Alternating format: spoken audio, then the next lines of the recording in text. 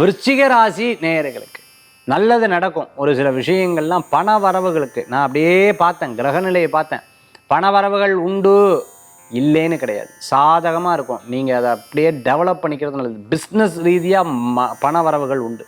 பதவி, பேர், புகழ், அந்தஸ்து கூடி வரும். நிறையா நல்ல விஷயங்கள் நடக்கும். விருச்சிக ராசிக்கு நடக்கலைன்னு உட்காந்துலன்னா நீங்கள் தான் ஏதோ நடக்காமல் இருந்துட்டு போய். ஆனால் முயற்சி செஞ்சால் கண்டிப்பாக நடக்கும். இன்றைய தினத்தில் வரவுகள் கூடி வரக்கூடிய அற்புதமான தினம்.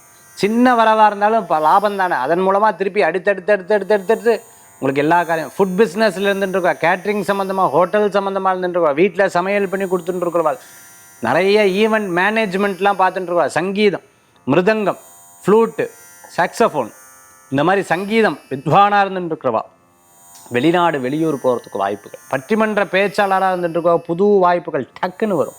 ஆச்சரியம், நம்ம பேசுறது நமக்கே ஆச்சரியமாக இருக்குது. எவ்வளோ அற்புதமாக இறைவன் என்னுடைய மனசில் பூந்து இப்படி சொல்ல வைக்கிறாரே, ஆறாவா ஆண்டவா ஆண்டவா ஆண்டவான்னு சந்தோஷப்படுவேன். விருச்சிகராசி என்பர்களே, இன்றைய தினத்தில் வழிபடக்கூடிய தெய்வம் சரஸ்வதி அம்பாள் வழிபாடு.